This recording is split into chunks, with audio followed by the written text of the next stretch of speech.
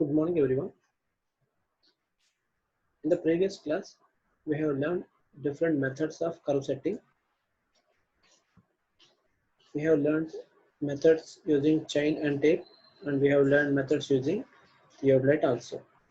And we have covered one theodolite method of curve setting. In this class, I am going to cover two theodolite method and how it is useful in field. These are the things we are going to learn in this class.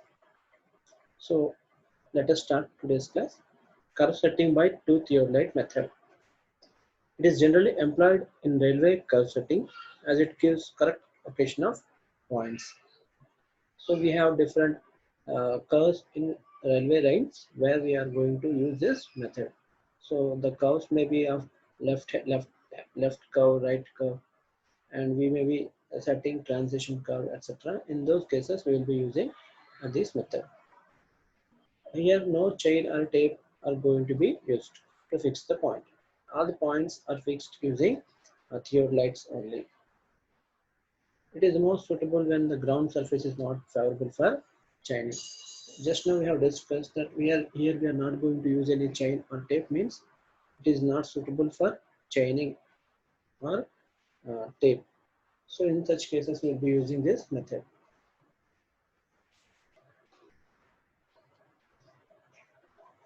Here the procedure is as follows.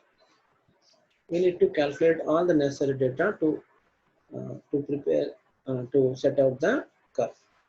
So here we have to learn how to prepare a setting out table. Based on setting out table, we will be uh,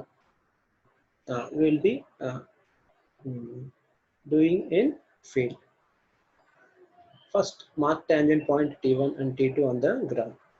So T1, we know that it is a point of commencement. T2 is point of tangency. Point of commencement means where the actual curve starts. T2 is nothing but point of tangency, which means where the curve ends. So T1 and T2 are two ends of the curve. Then center a theodolite over T2 and level it. So one theodolite is taken and it is kept at point T2, and we have to do all the temperature adjustments, which is called leveling. After that, set the vernier A to 0 and tighten the upper clamp. Release the lower clamp and turn the telescope to bisect the ranging rod at T1 perfectly. So here instrument is leveled at T2 and we are bisecting the ranging rod T1. Bisecting the ranging rod which is placed at T1. So the angle is 0 degrees.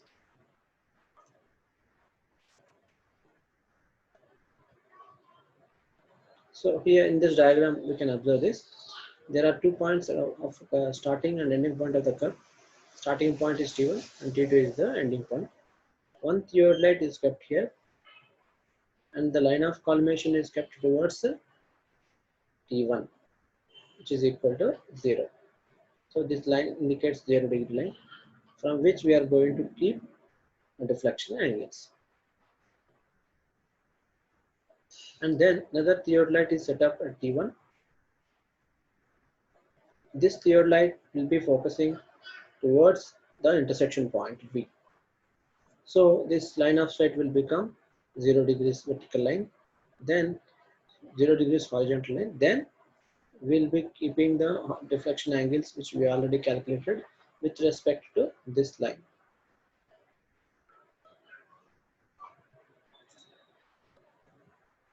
So take off the ranging rod at T1, set up and center another theodolite over T1 and level it. So set the vernier A to 0, tighten the upper clamp, release the lower clamp and bisect the ranging rod at B. The lower clamp is now fixed. Just now we have discussed this. Release the upper clamp of both the theodolites. So which means both the instruments are ready to take the readings. So the first deflection angle 1 is set on vernier A of both the theodolites. Here we have to understand that the first theodolite is focusing towards T1, and the second diode light at T1 is focusing towards intersection point.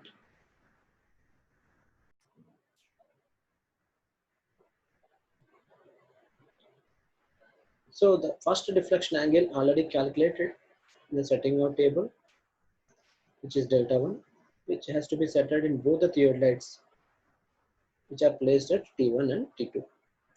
And then point P1 is located such that lines of sight of both the instrument intersect at P1. So P1 is a point on the curve. Here, when we keep the instrument at two stations T1 and T2, and first we put delta 1 as a deflection angle from T1 and T2, these two lines will be intersecting at some point, which is called, which is designated as P1. So it means P1 is a point on the curve. After this, we can, if you observe the diagram here, this is delta 1 line. So the same line will be drawn here. These 2 points will be intersecting somewhere here, which is P1.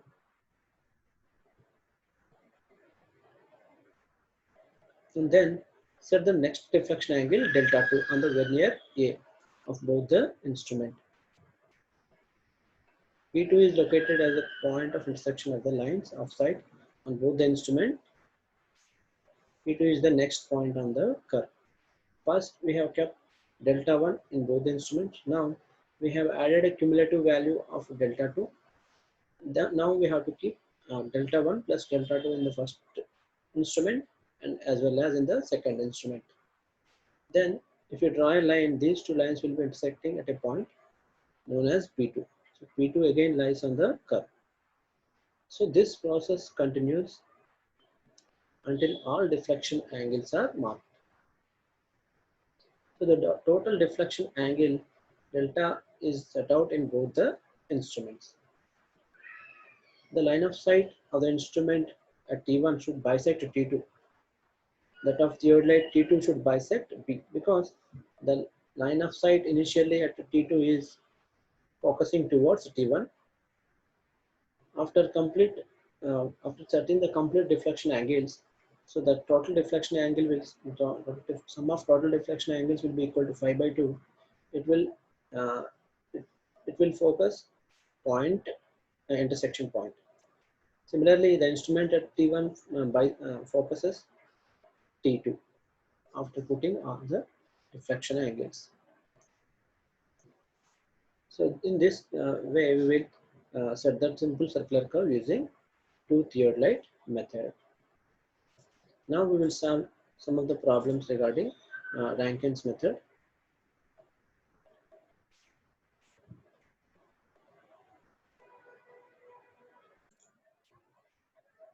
Here we have a problem. Two tangents intersect at a Chinese of 1250 meters. The angle of intersection is 150 degrees. Calculate all necessary data for setting out a simple circular curve of radius 250 meters by deflection angle method, which is called a Rankine's method. The peg interval may be taken as 20 meters.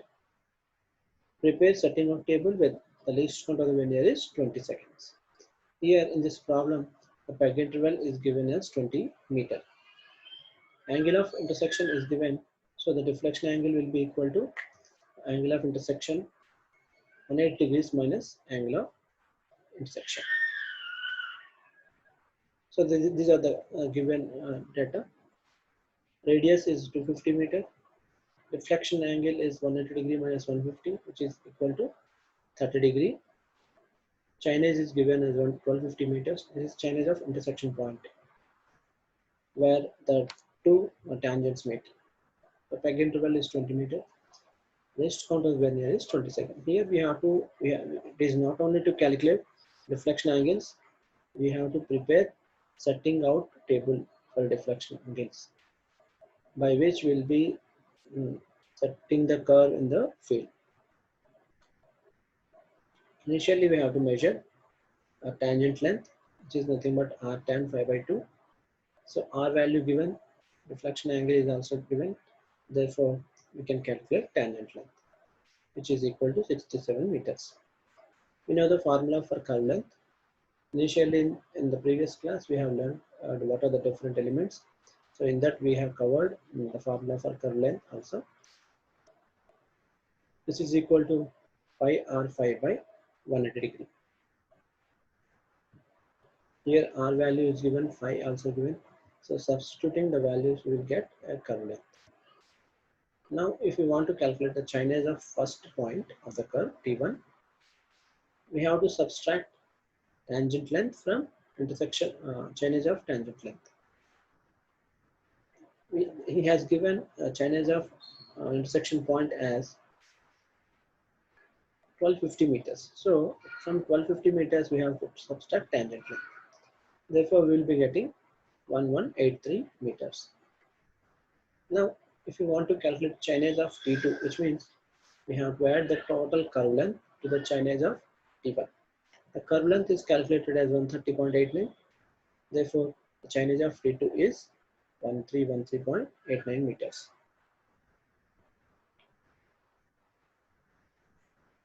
For calculating the length of initial subchord, we have to round off the figure of Chinese of T1. So therefore, we will get 7 meters. Here we have rounded off to 1190 because this 1183 is the Chinese of first point. We rounded off to the nearest value, which is 1190. If we round it off to nearest value like 1185, we can also do that, but the initial subchord length will be very less. Finally, we will be getting very less deflection angle, which may be difficult to set in the theodolite. Therefore, it is better to go more than 5 meter subchord length.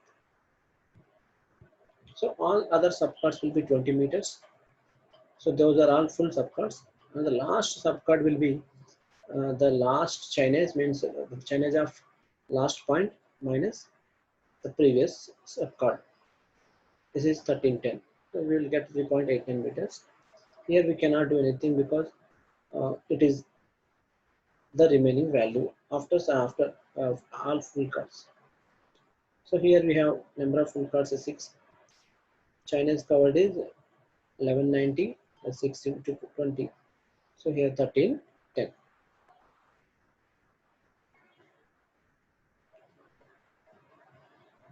Deflection angle for the initial subchord is 17. You know the formula. Delta 1 is 1718.9 into subchord length is 7 meter divided by r. Here we will be getting 0 degree 48 minutes 8 seconds.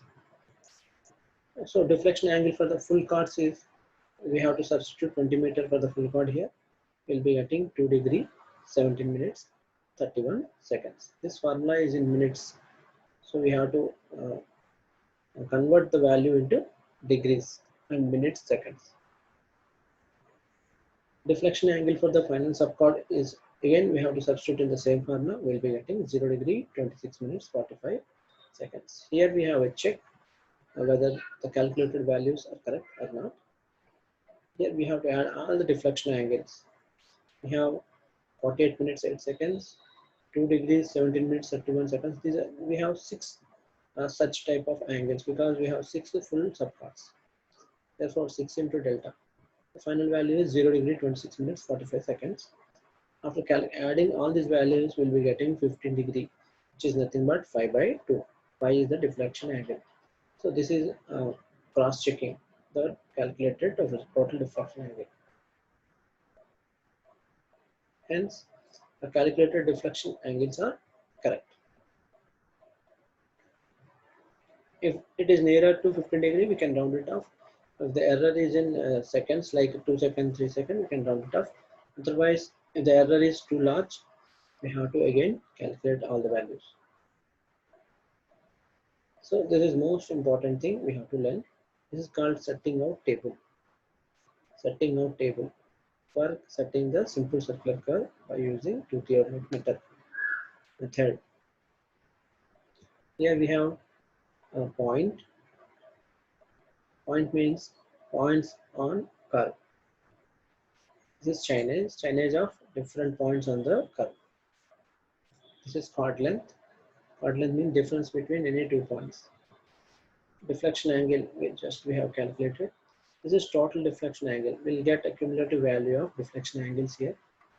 This is angle to be set in theodolite. Theodolite is having least count of 20 seconds. Therefore, we cannot set angles like 8 seconds, 39 seconds, etc. So these values should be rounded off nearest of 20 seconds. Either you may have 0 seconds, 20 seconds, 40 seconds, or 60 seconds. These are the possible values we can set in theodolite. So based on those values, we have to round it off the final values of seconds. So here the Chinese of first point is 1183 meter, and the second point is 1190, which we have already rounded off. And from then on, all the values will be at an interval of 20 meters. These are all full subcards. This is the final point on the curve. So here we will not have full subcard. We will be having only 3.89 meter subcard.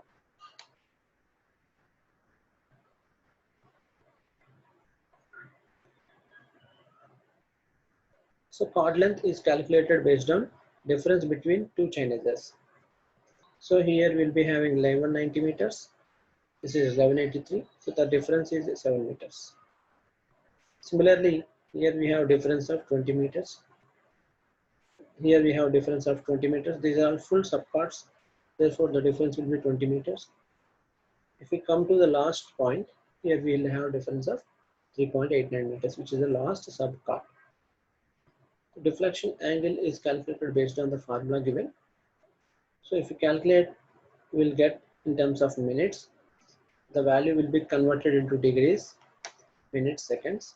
So here we'll be getting 0 degree, 48 minutes, 8 seconds. Similarly, for all the values, we have to calculate deflection angles. So here we'll be getting 2 degree, 17 minutes, 31 seconds. This is same for all the subcards because the length of subcard is same.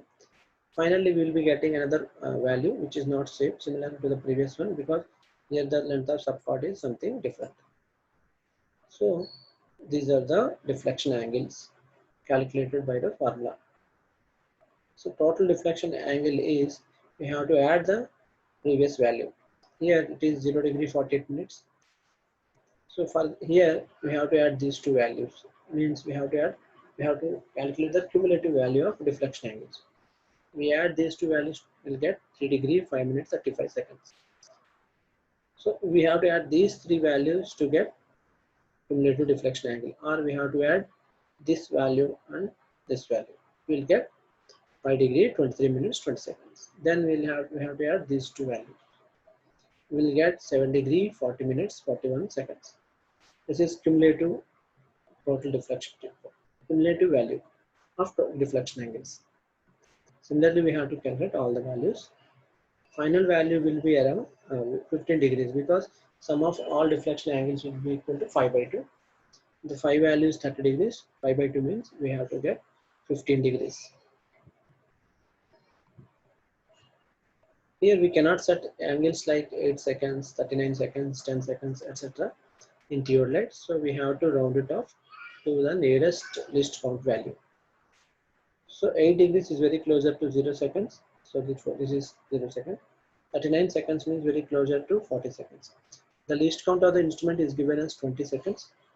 Therefore, we can set 0 seconds, 20 seconds, 40 seconds, and 60 seconds, which means 1 minute. So we have to round it off according to the nearest values. So T1 is the starting point of the curve and T2 is the ending point of the curve. This is how we have to prepare setting out table after calculating the deflection angles. And we have to prepare angle to be set in the theodolite, these are the angles which are important, because these are the angles which are going to be set in theodolite.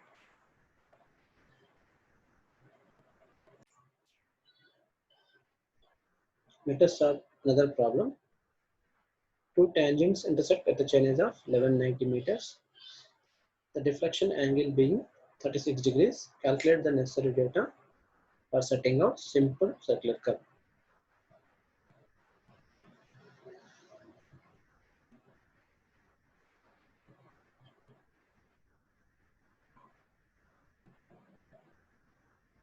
Here, peg interval is given as 30 meters. Radius of the curve is 300 degrees. Tangent length, the formula for tangent length is arctan 5 by 2. R value is 300, phi value is 36 degrees. 5 by 2 means we will get 18 degrees. If you calculate the tangent length, you will get 97.47 meters. Similarly, we have to calculate length of the curve. Length of the curve is pi r 5 by 180. Substituting the values, we will get 188.52 meters.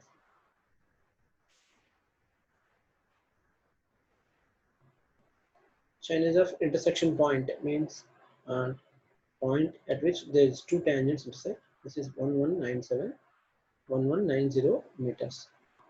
So if we want to calculate Chinese of first tangent point, nothing but point of commencement, we have to subtract the tangent length. So we will be getting 10092.53 meters. Similarly, if we want to calculate tangent of Chinese of second point, Chinese of point of tangency or the last point of the curve, we have to add the curve length. So we will be getting 1282.05 meters. Thus the curve consists of 6 chords, 4 unit chord and 2 subchords. So length of first subchord is calculated by rounding of the figure to the nearest value. So this is Chinese of first tangent point. First point or this is the Chinese of point of commencement, which is rounded off to the nearest value. So we'll be getting 7.47 meters here.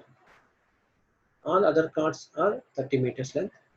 So length of last chord is 31.05 meters, or we can take 30 meters as full chord and 1.05 meters as another chord, final subchord. By deflection angle method, delta, the formula for delta deflection angle is 1718.9 into C by R. C, where C is a chord length, subchord length. By substituting the values, we'll be getting delta 1 is equal to 1718.9 into 7.47 by 300 meters. This is in minutes. We have to convert this into degrees, minutes, seconds. We'll be getting 42 minutes, 48 seconds. Similarly, for delta 2, the subchord length is 30 meters. Therefore, the value of deflection angle is 2 degree, 51 minutes, 53 seconds. This is common for all subchords of full length. Full length means 30 meters subchords. So this is the last subchord of length 31.05 meters. Here we will be getting 2 degree, 57 minutes, 50 seconds. Here he has taken as 31.05 meters full subchord. This is more than full subchord length. Sometimes we can take it as 1.05 meters subchord, and this 30 meter will be taken as full subchord. Because if we take 1.05 meter as subchord length, we may get very lesser value of deflection angle, which may not be possible in setting out by theodolite. Therefore, here we took 31.05 meters as last subchord.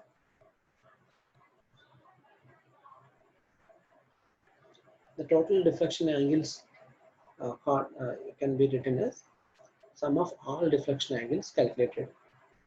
If we add all the deflection angles, we will get 18 degrees, which is nothing but 5 by 2. 5 means deflection angle. So the sum of deflection angles will be equal to 5 by 2. So all the angles calculated, all the deflection angles calculated are correct. If we want to calculate from offsets from chords produced, the formula is ON is equal to Bn into Bn minus 1 plus Bn divided by 2R. O1 is equal to B1 square by 2R. This is first offset. B1, you know value of B1, B2, B3, etc. So we will be getting 0.093 meters. Formula for O2 is B2 into B1 plus B2 by 2R. Substituting all the values, we will get O2 value. For all the full subchords, we will get the same value, which is equal to 3 meters. And for the final value of offset, we have to substitute again we will get 3.159 meters. In this way, we have to calculate uh, reflection offset distances by offsets from Karls-Proteus method. With this, we have completed a two theodolite method of curve setting and Rankine's method of reflection angles. So in this way, we have to solve different problems. And now we will go to the advanced surveying instruments or electronic surveying.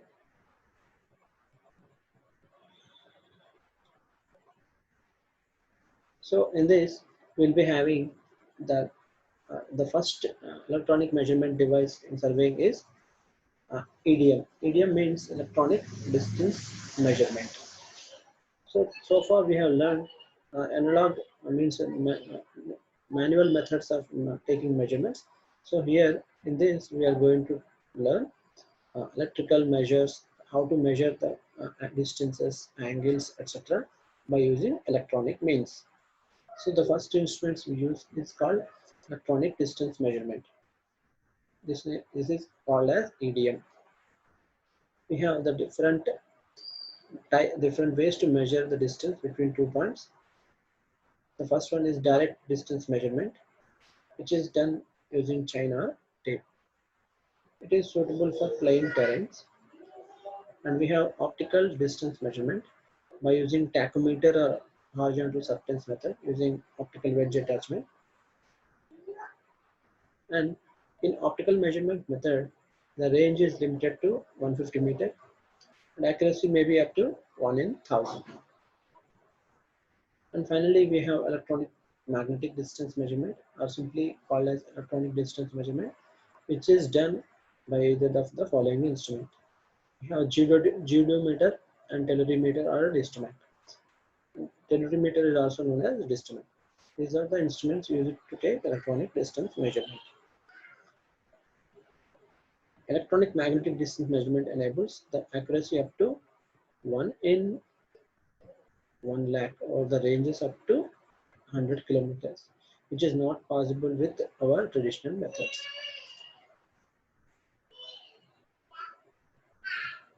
These are the basic functions of EDM instrument. So generation of carrier wave and measuring wave frequencies, modulation and demodulation of carrier wave, measurement of phase difference between transmitted and received frequency waves. The display of final result is some form. These are the basic functions of EDM instrument. It means it sends a wave, electromagnetic wave, to the object. When it touches the object, it again reflects back to the instrument. The instrument measures the phase difference between the wave, the phase difference between the uh, wave. By using the phase difference, it will calculate the distance. Here we have the classification of EDM instruments. EDM instruments for surveying are divided into two categories, in which light beam is used as a carrier and reflector back for mirror manner. In which short radio wave, second one is in which short radio waves, microwaves are used as carrier. So in this way we can classify the EDM instruments. Instruments using light beam as carrier. These are less expensive, need only one active instrument at one end and a reflecting mirror at the another end. Can be used for shorter distances only, it cannot be used for larger distances. So this is a typical geodemeter which is used to measure distances. So instruments using short radio waves as carrier are more expensive. Active measurement and skilled operator at each station required. So used for long distances, used for primary triangulation and precise traversing. So this method is used for precise traversing. So this is typical tellurimeter.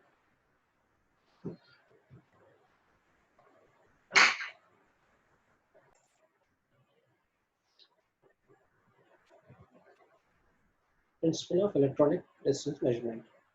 In medium, the distance between two stations is assessed by means of observation of time taken for electromagnetic waves generated at one end station to travel to the other end to reflect back to the first station.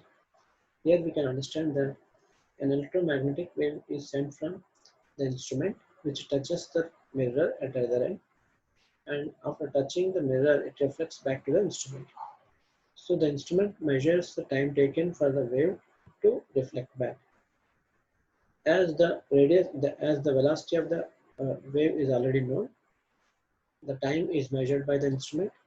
By using velocity and time, we can calculate distance, which is equal to velocity into time. Here we cannot take time as usual.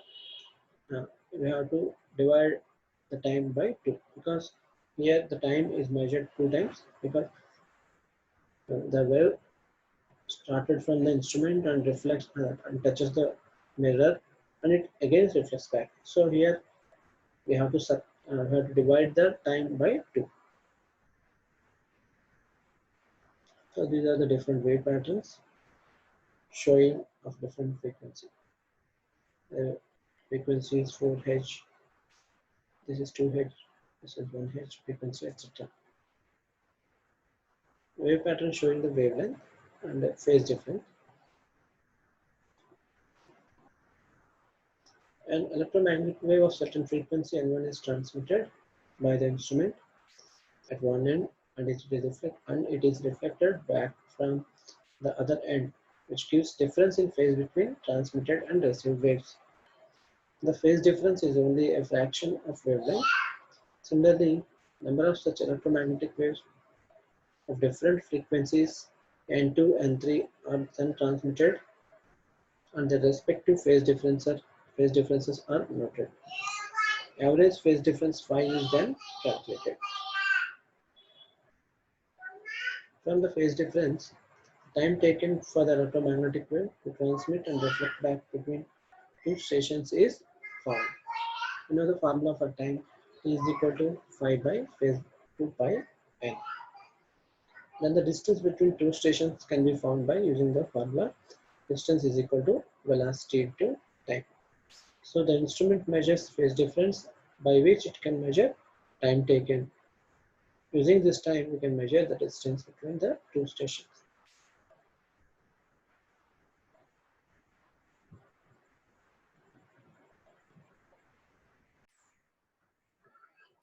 Now we will discuss something about a GIS. In this class, I am going to cover understanding what is meant by GIS, types of geographic information, meaning and scope of GIS. Along with that, we will be learning purpose of GIS also. Now, today's economy has shifted from material-based to information-based. It is claimed that most of the information we use every day to take decisions are geographically based. So we are mostly dependent on geographical information which is already stored. Data and information have three different dimensions, namely theme, time, and location. Location means geographic. And the information or data is reference to the objects or the events that are geographic features on Earth, and the information is called geographical information. Geographical information system is a computer-based system for collecting, storing, presenting, and analyzing geographical spatial information. GIS is much more advanced than computer-aided design. So it stands for Geographical Information System. GIS is an organized collection of computer hardware, software, geographical data, and personal design to efficiently capture, store, update, manipulate, analyze, and display all forms of geographical reference information. So this is one of the definition of GIS. So we have different types of geographical information. As we have already learned, GIS means information about geography. So we have three different types of information: a spatial, attribute, and time. Spatial information means spatial information pertain to location and shape of the geographical features and their spatial relationships to the other features. These are represented by location features such as points, lines, areas. Represents a discrete location defining a map object whose boundary or shape is too small to be shown as a line or area feature. So this is nothing but point feature. Historical monument located in the map of a country is an example for point feature. So line feature means it represents a set of coordinates when connected may represent the linear shape of map object too narrow to displayed as an area. So here we cannot represent river, road, canal with a dot or a point. So here we will use a line feature. So this is the example for line feature in geographical information system. So area feature means area is closed figure whose boundary encloses a homogeneous area. So if we have a reservoir, desert or a country which is of a closed area, so here we will use area feature. The second form of the information is attribute information. Descriptive features associated with spatial features is known as attributed information.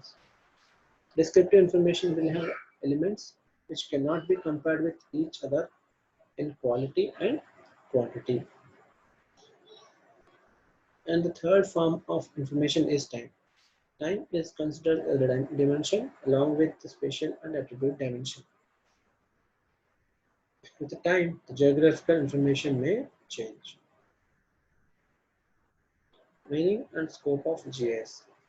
Here, GIS is a computer-based information system of all forms of geographically referenced information to perform following data tasks: capturing information, storing information in the form of digital data, updating the data, manipulating the data, analyze various items of data and secure desired ends, display data and output in appropriate form. Multidisciplinary technology handles large multi-layered and heterogeneous database, basically a software package. So GIS packages are of two types, namely vector-based vector GIS or raster GIS. So here there are some examples given for these two types, vector GIS and raster GIS. So this is ArcInfo, MapInfo, MicroStation, HistoGIS. These are all comes under vector GIS. ILWIS, spans, ID, RISA, these are all raster GIS examples. And we will learn purpose of GIS. It enables decision making based on spatial data, supports research and development, collect, manipulates and uses spatial data in database management, produces standardized and customized cartographic production. So this is the purpose of GIS. So let us see what are the common GIS capabilities. So location and what is at. Location, conditional, trends, patterns, modeling, these are all the common GIS capabilities. So it has three important components in it: software, hardware, and context, means organization, matter, or database. So it can be written as computer hardware, a set of application software modules, a proper organizational context. So with this, I'm going to end the session for today's class. So these are the objectives we have learned. We have learned what is meant by GIS and what are the types of geographic information available, and the meaning of GIS along with the scope of GIS and purpose of GIS. So I hope this class is useful and full of information, and we will be discussing in the next class about the GPS and other advanced surveying instrument. For today's class, I am going to end now. Thank you. Thank you.